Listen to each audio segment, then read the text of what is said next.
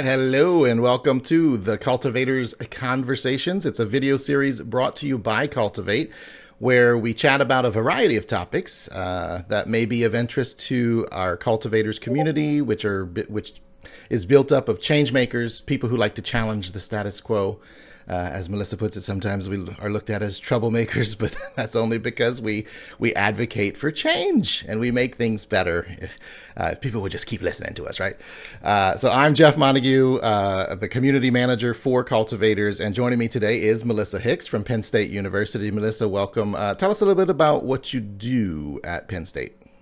I'm the director for the Eberly College of Science Office of Digital Learning, and also the instructional designer for the Eberly College of Science.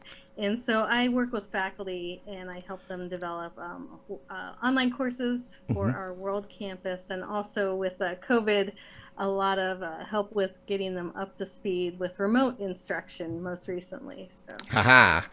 And so that's kind of, I think, a good segue into our actual topic today, which is, in the past year especially, we've all been working from home in isolation in a lot of ways. And this kind of came up because I read something about it's actually a product called FocusMate. And the way it works is that you partner up with somebody who, and you might dial into a Zoom call like we are right here.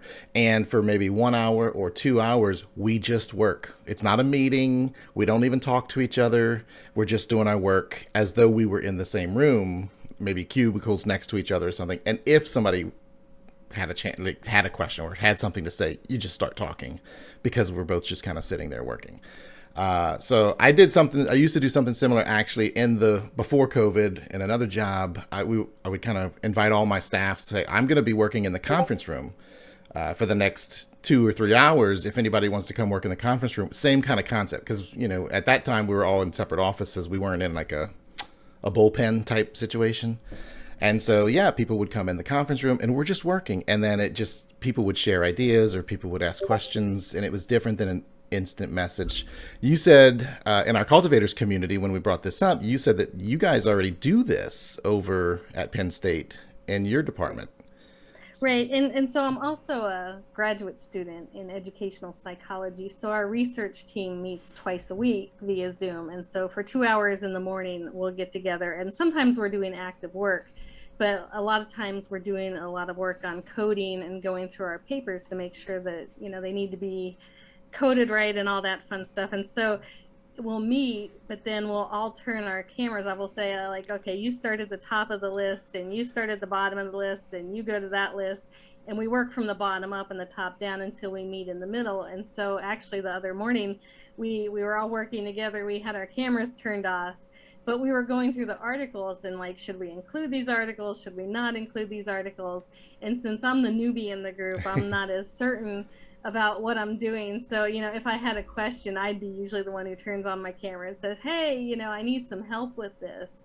And then somebody, they would turn on their camera and we'd have a discussion about the paper and let's think about what the research question is. Is it meeting these requirements? And so, it's a lot better than if we'd said okay, well, we're just going to take these 2 hours and go back to work, because if I'd done that, I would have started checking my emails, so by staying together in this space, I'm obligated to be there. Mm-hmm. They can see the progress I'm making through this spreadsheet, and then also, if I have questions, it's just really easy to reach out and say, hey, I don't understand what I'm looking at. Can someone help me? That's true. And that's kind of, to me, what is appealing about it, especially in the work from home. But, as people start to return to the office, and even if you have cubicles, maybe it's still too big of a setting to be able to maybe retreat into a conference room.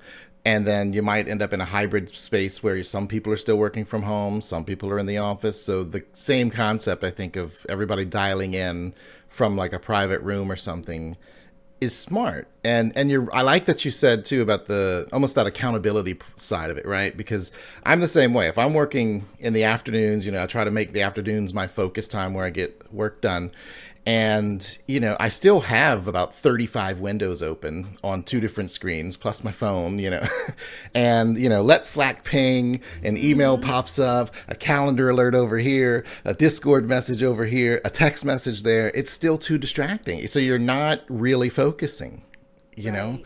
So, do you find like while you're doing this with your team, like everybody actually ignores the other alerts, or like there, it's Yeah. almost like because I feel that I'm in a meeting and I wouldn't be allow myself to be Right. distracted in a meeting.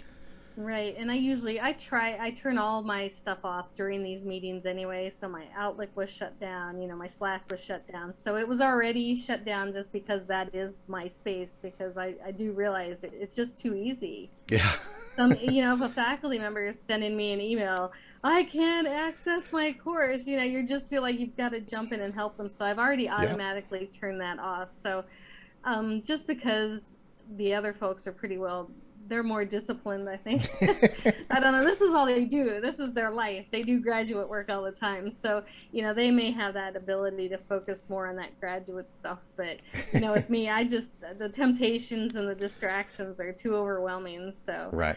But I like that. It comes from your desire to help people. I don't ever want mhm. anybody to wait that Right. faculty, I'm trying to get access to this. Oh, well, let me help you do that so you don't have to wait and you don't want them to stop. But, right, what you don't realize is you're interrupting your own work and your own Hmm. ability to do, and I'll like kind of segue this into, there's a book called Deep Work, and I forget the author's name, but the summary of the book, it talks about this concept of being able to truly focus on deep work, uninterrupted, maybe cognitively demanding tasks. And you're talking about reading research articles. I mean, that alone, just reading the article, is going to require distraction-free, right, environment.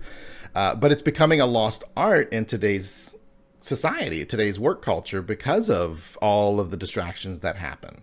And so I do like this concept of let's just jump in a call and just do our work. So the only difference between that focus time alone is that there's someone else just tapped into your brain. And then again, if it is somebody, and then you had an example we talked about before we recorded this as well, that maybe it's like the web development team and the design team working together. So even people who are working on a project from sitting all over the country or the world, it'll help them be in the same place, right? So what was that like? Right. So I have a group of programmers, multimedia specialists.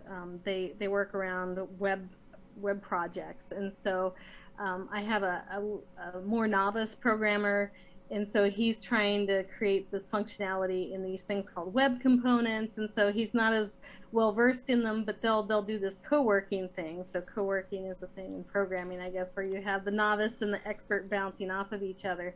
But as they're developing it, and he's having, like, if he has a question or he has a struggle, he'll ping the other person, and the other person will comment in. But in the same time, they're also creating it, and it's going to have a certain look. And so our graphic designer in the meantime is like devising the look of what it looks like. And so when she gets to the point where something can be reviewed, she could just, hey, could you guys look at this? And There so you go. it's kind of this iterative, rapid working situation that they usually, before the COVID, they would do it at Starbucks. They'd go down to Starbucks and sit Well, around a table and do this. So now they're on Zoom, with their coffee, and it but seems to that's work. but that's just it, right? Because you can kind of see like within a project team trying to get something done.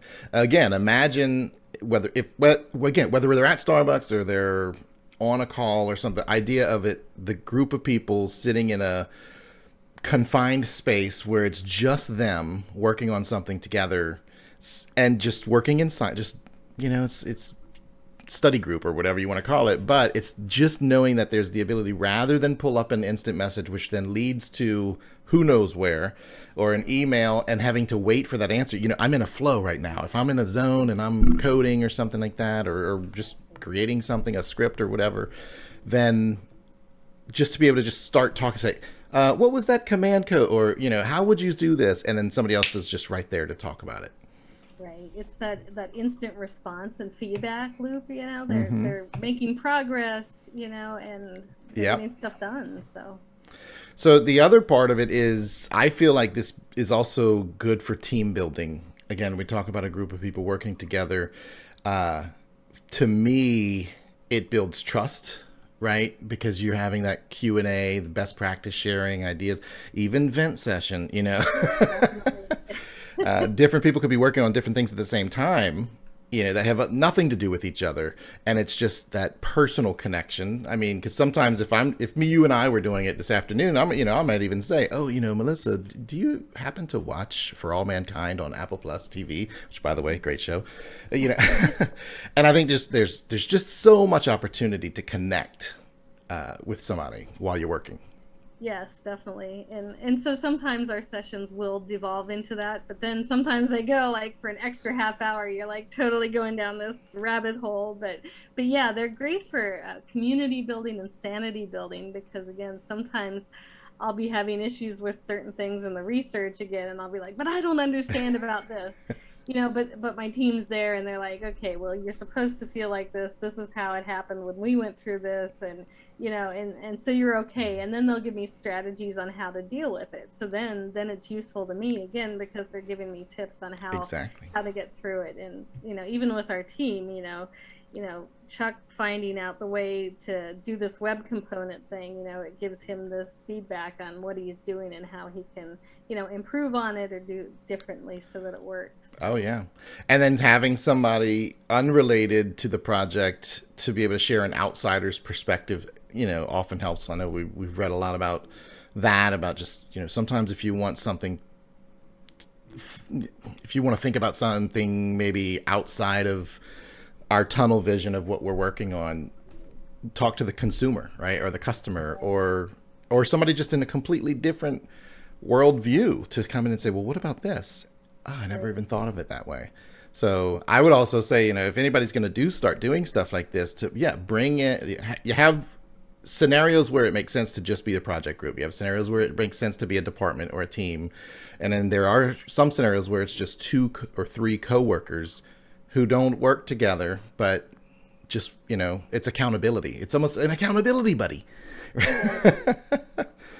So, all right, that is all the time we have for today's episode. This was pretty quick. I would say thank you, Melissa, for joining us. I hope this won't be your last time on Cultivators Conversations. I think you'll have a lot to share, a lot of good opinions, and a lot of good advice to give to our cultivators. I want to thank you for listening, those of you who are watching right now, to Cultivators Conversations. And if you've missed any of our previous episodes, the good news is you actually don't have to watch them in order. It's kind of like, what is that, an anthology? Or I always get those mixed up. Anyway, if you're a change maker with a desire to change the status quo, you can join our Cultivators community by going to cultivateall.com/cultivators. Thanks for watching Cultivators Conversations.